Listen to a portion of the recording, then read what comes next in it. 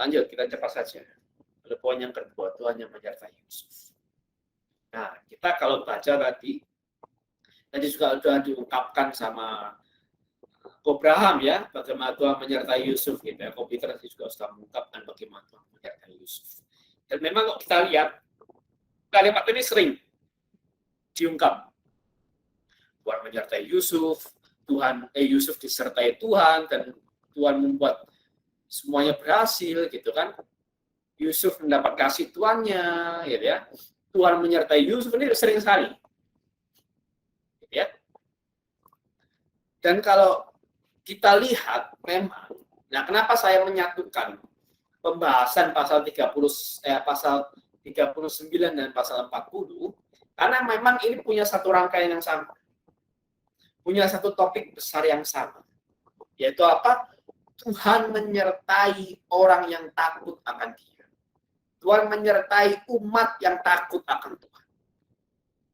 Karena Yusuf orang yang takut akan Tuhan, maka Yusuf disertai Tuhan. Itu ininya. Apa? Cerita besar dari dua pasal ini. Dari dua perikop ini cerita besarnya itu. Bagaimana penyertaan Tuhan. Jadi dari sini kita bisa belajar secara detail bagaimana penyertaan Tuhan. Kita coba pelan-pelan. Nah, yang lebih menarik lagi, ternyata walaupun kita nggak ditulis pribadi Tuhan mana yang menyertai Yusuf, tidak ditulis. Tapi kalau kita baca banyak tafsiran, kita akan dapat pribadi Tuhan mana yang menyertai Yusuf. Ya, Santo Ambrosius mengatakan bahwa Tuhan mengunjungi miliknya, akan di penjara. Tapi lebih detail lagi, Santo Ambrosius mengatakan siapa yang mengunjungi Yusuf? Kristus. Wah, ini menarik nih. Kristus belum lahir di dunia, tapi Kristus sudah mengunjungi Yusuf. Ya, wah ini menarik. Santo Ambrosius mengatakan begitu. Dan Santo Caesarius juga mengatakan hal yang sama. Bahwa Kristus mengunjungi miliknya yang berada di penjara. Kristus mengunjungi Yusuf di penjara. Dan ternyata bukan hanya orang Kristen yang percaya ini, Bapak Ibu. Bahkan dalam tafsiran Yahudi pun dikatakan apa?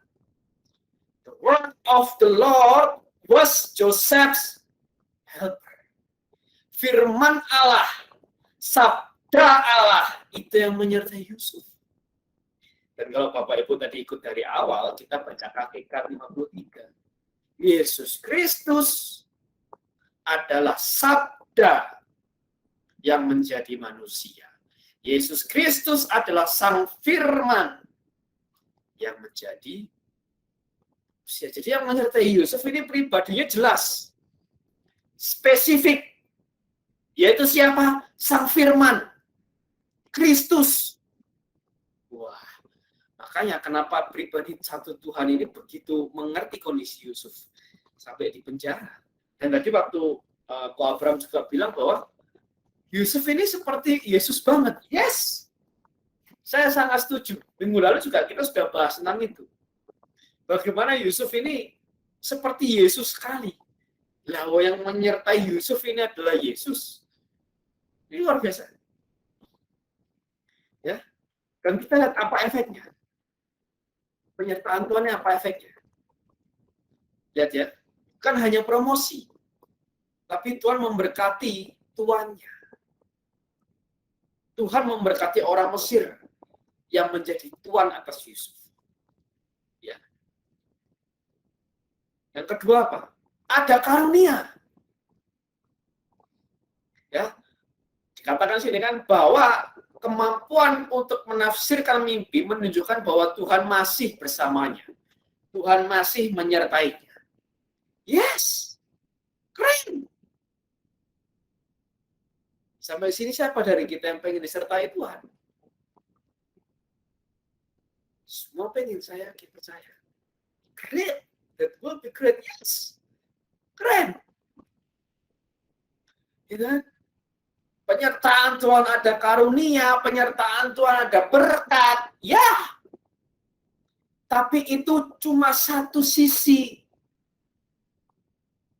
mata uang. Jadi kalau ibarat koin gitu kan ada dua sisi dia. Satunya gambar Garuda, satunya gambar nominal gitu ya. Ada dua sisi. Ini sama. Penyertaan Tuhan itu ada dua sisi, teman-teman Bapak Ibu. Satu sisi ada berkat, ada karunia, ada promosi. Tapi kita mau lihat satu sisinya lagi.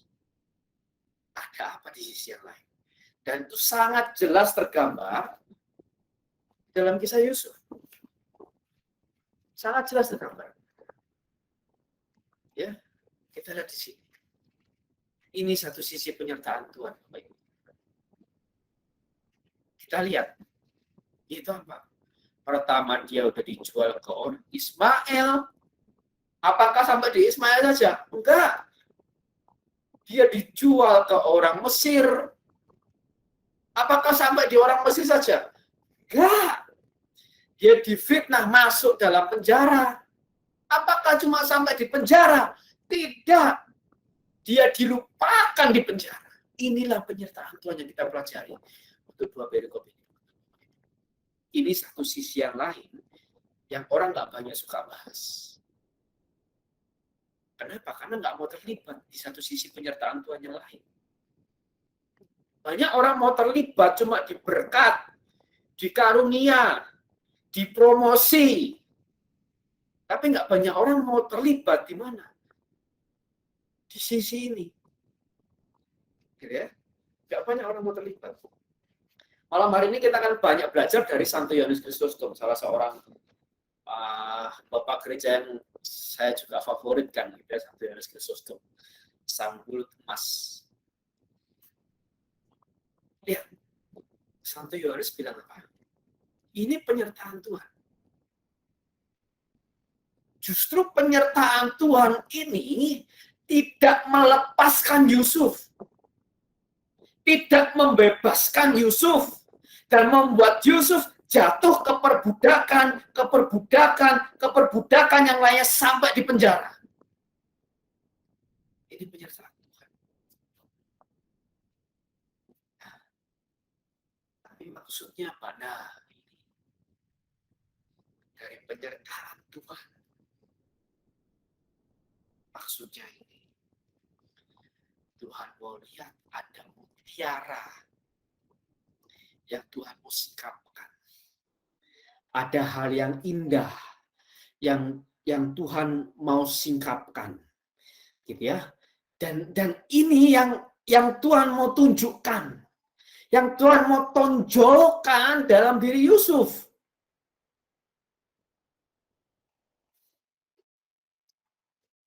Ya, ini maksud Tuhan, yaitu memperindah Yusuf. Bahkan Santo Yohanes Kristus mengatakan begini. Tuhan yang bijaksana dan kreatif, yang seperti seorang pengrajin yang baik, tahu berapa lama emas harus disimpan dalam api dan kapan harus dikeluarkan. Jadi ada proses, teman-teman Bapak Ibu. Ya, jadi hal ini buat kita berpikir begini. Mungkin dari antara kita ada yang merasa bahwa Tuhan, sekarang kok aku dalam masalah? Masalah ini nggak beres-beres, datang masalah yang lain. Masalah satu beres, datang masalah yang lain. Masih mending. Masalah yang satu masih belum beres, datang masalah yang lain. Masalah numpuk akhirnya. Dan kita berpikir, kapan ini sampai selesai? Nah, seringkali kita, karena mungkin kita nggak tahan, kemanusiaan kita muncul, mungkin kecewa kita muncul, gitu ya. Kelemahan kita muncul, yang kita terus pertanyakan adalah kapan. Tapi kita lupa mempertanyakan untuk apa. Apa maksud semua ini? Saya yakin dan percaya Bapak Ibu, setiap masalah yang Tuhan percayakan pada kita, yang Tuhan sengaja biarkan kita di sana, yang Tuhan sengaja biarkan kita di dalam api, itu cuma punya satu tujuan yang sama, Bapak Ibu. Yaitu memproses kita, memurnikan kita.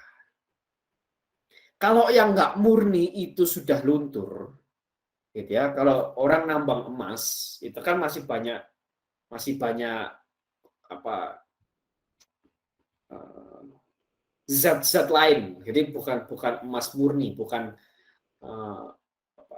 emas itu AU ya nggak salah ya ininya elemennya ya, bukan elemen AU murni, bukan elemen emas murni, tapi masih banyak yang lain, khususnya ada tembaga bisa seringkali yang nempel sama AU, yang nempel sama emas gitu ya, kalau dalam pertambangan emas, dan itu perlu dilebur sampai di satu titik di mana tembaganya itu habis semua, elemen lain yang bukan emas ini habis semua sampai hanya sisa emas murni. Sampai disitulah berhenti pemanasan, emas ini dibentuk, emas ini ditakar dan dipamerkan. Dihargai sama orang yang tiap tahun harganya terus naik. Tiap tahun harganya terus naik. Gitu ya. Ini luar biasa. Jadi kita berpikir bahwa apa sih maksud Tuhan tetap membiarkan kita dalam masalah? Dia mau lihat karakter. Tuhan mau lihat emas yang ada dalam diri teman-teman Bapak Ibu. Tuhan mau lihat emas. Tuhan mau singkirkan kecewa. Tuhan mau singkirkan marah. Tuhan mau singkirkan ikatan. Tuhan mau singkirkan karakter buruk dalam diri kita. Dan kalau Tuhan sudah lihat karakter buruk ini sudah mulai luntur, karakter buruk ini sudah mulai hilang, saya yakin dan percaya seperti pengrajin emas, emas itu dikeluarkan, ditakar, dipamerkan, dijual, dan harganya akan terus naik. Value-nya akan terus naik. Seturun-turunnya emas, dia pasti akan naik. Ini maksudnya. Ya. Dan ini tergambar dalam pribadi Yusuf. Tante Yusuf bilang begini, sebenarnya bisa aja loh Yusuf ini menyalahkan Tuhan.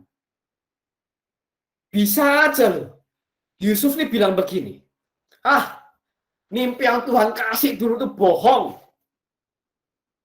Mana ada 11 bintang menyembah aku, bahkan matahari dan bulan pun menyembah aku. Lewang buktinya sekarang aku dijual di orang Ismail. Sampai di sana nggak berhenti. Ismail masih mending, ada hubungan saudara sama Abraham. Ini sampai ke Mesir. Mesir mending, ini nggak difitnah masuk penjara. Dan mungkin Yusuf itu tinggal menunggu waktu matinya saja. Waktu di penjara. Bisa aja Yusuf bilang seperti itu. Tapi Santo Yohanes Kristus bilang apa? Dia tidak mengatakan hal semacam itu. Dia tidak memikirkannya, sebaliknya ia menanggung segala sesuatu dengan lemah, lembut, dan mulia. Ini emasnya Yusuf. Ini emasnya Yusuf. Sekarang kita cross-check diri kita. Yang masih banyak masalah ini. Udah muncul nggak emasnya? Atau masih ada kemarahan? Mungkin kita masih suka nyalahkan si A, si B, bahkan mungkin kita suka nyalahkan Tuhan. Kenapa kok Tuhan nggak adil? Mungkin kita berpikir seperti itu. Masih ada nggak elemen-elemen yang nggak murni tadi dalam hidup kita? Nah, itu yang kita renungkan waktu kita baca Yusuf ini. Ini emasnya kelihatan. Santo Yohanes mengatakan ini mutiaranya kelihatan. Yusuf ini. Gitu ya. Dan yang menariknya ini, bahkan Yusuf tidak menyalahkan tuannya atau menceritakan ketidakmanusiawian saudara-saudaranya. Kitab suci cuma mengatakan, Yusuf mengatakan bahwa Aku tuh seharusnya tidak di sini. Tapi Yusuf nggak bilang, gara-gara istri Potifar itu memfitnah aku. Enggak. Yusuf nggak bilang, gara-gara saudara-saudara menjual aku, mereka iri sama aku. Enggak. Yusuf nggak menyalahkan. Tapi dia tanggung. Sampai kapan? Sampai waktunya tiba. Dan akhirnya Tuhan yang Maha Pengasih membuatnya menonjol luar biasa ketika dia melihat dengan sudut pandang yang baik sebagai atlet yang berada di bawah tekanan. Nah, ini yang seringkali nggak kita lihat. Seringkali melihat hanya tekanannya saja. Tapi kita nggak melihat diri kita sebagai atlet yang harus terus bertahan di bawah tekanan. Dan puncaknya di mana? Pertemuan selanjutnya kita akan bahas. 2 minggu lagi kita akan bahas ini. Kejadian 41. Saat Yusuf menjadi kuasa atas seluruh Mesir. Ini puncaknya, teman-teman. Ini puncaknya. Wah, ini luar biasa. Ya, ini puncaknya. Nah, itu satu hal tentang penyertaan Yusuf, penyertaan Tuhan atas Yusuf. Tapi kita lihat, ya. Nah, kalau dulu mungkin sempat komputer sharing bahwa kayaknya Yusuf ini nggak punya kekurangan deh, gitu ya. Nah, ini saya temukan satu kekurangan Yusuf, teman-teman Bapak Ibu. Ya, saya temukan satu kekurangan Yusuf. Ya, ini bentuk penyertaan Tuhan atas Yusuf. Di terakhir di ayat 23, penutup pasal 40 jelas dituliskan apa? Yusuf tidak diingat oleh kepala juru minuman itu. Sudah tidak diingat, dipertegas lagi, melainkan dilupakannya. Jadi bentuk penegasan luar biasa nih. Penulis mengatakan dia nggak diingat, melainkan dilupakan. Jadi ini bentuk penegasan.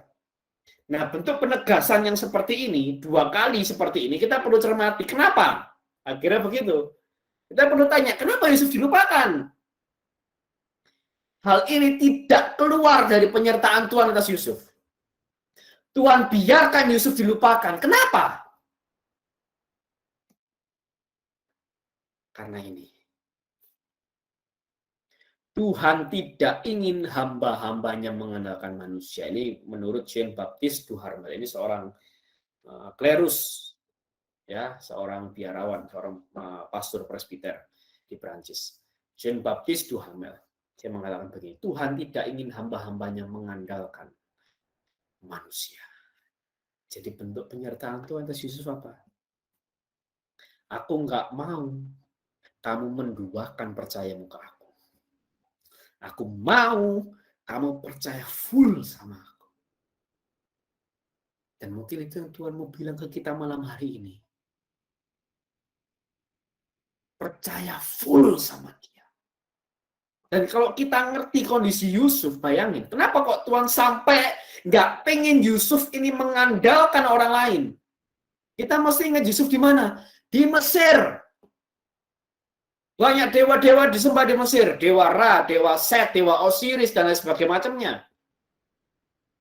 Disembah di sana. Kalau Yusuf sudah mulai mengandalkan manusia, maka akan ada kemungkinan Yusuf akan mengandalkan dewa-dewa Mesir yang palsu. Dan ada kemungkinan Yusuf akan tidak lagi mengandalkan Tuhan. Dan hal inilah yang sebenarnya saya sedang renungkan. Gitu ya. Ada sesuatu hal yang besar yang akan saya terima, tapi saya nggak boleh mengandalkan manusia. Saya terus doktrin kepala saya, Kak. Kamu nggak boleh mengandalkan beliau. Kamu nggak boleh mengandalkan manusia. No, kamu nggak boleh mengandalkan manusia. Andalkan Tuhan. Andalkan Tuhan. Kenapa? Kamu mengandalkan beliau, kemungkinan besar kamu kecewa. Karena aku percaya Tuhan menyertai aku. Pasti hal ini Tuhan nggak suka. Dan dalam tafsiran Yahudi juga sama. Targum Yonatan mengatakan bahwa apa?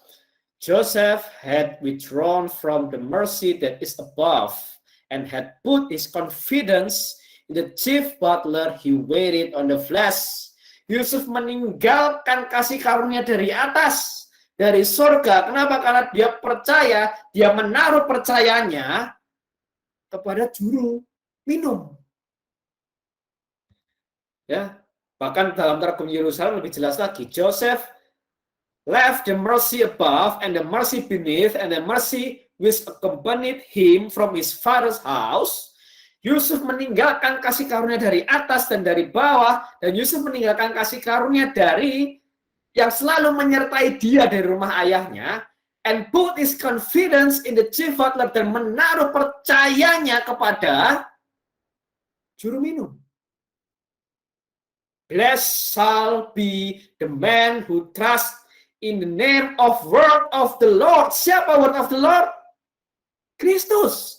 And whose confidence is the word of the Lord. Diberkatilah manusia, diberkatilah dia yang percaya kepada nama firman Allah, kepada nama Yesus, dan menaruh percaya kepada Yesus. Amin Bapak Ibu. Saya mau lihat chat aminnya dong. Amin, haleluya, amin gitu ya. Yes. Dan Yeremia 17 ayat 5 dan 7, terkutuklah orang yang mengandalkan manusia, bukan jelek. Alkitab bukan mengatakan jelek orang yang mengandalkan manusia. Alkitab bukan mengatakan sebaiknya kita jangan mengandalkan manusia. Enggak, Alkitab jangan jelas mengatakan beginilah firman Tuhan. Terkutuk orang yang mengandalkan manusia, termasuk yang mengandalkan kekuatannya sendiri. Artinya apa? Hatinya menjauh daripada Tuhan. Dan diberkatilah orang yang mengandalkan Tuhan, yang menaruh harapannya pada Tuhan.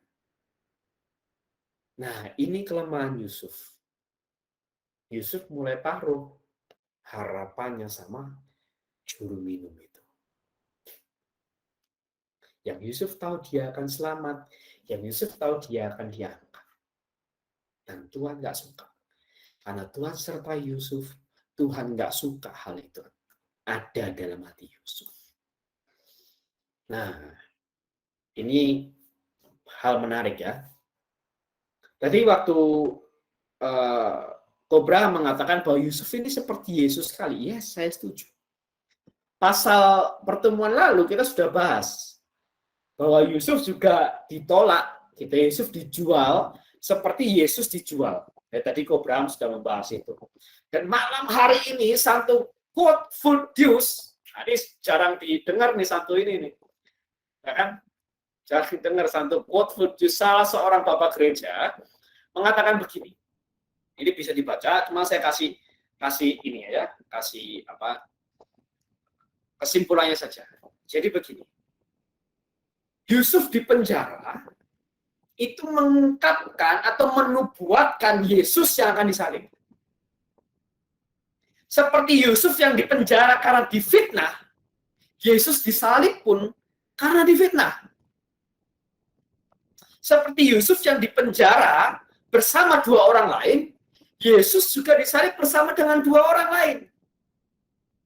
Seperti Yusuf yang di penjara dengan dua orang, yang satu akan diangkat, dikembalikan posisinya alias selamat, yang satu akan mati.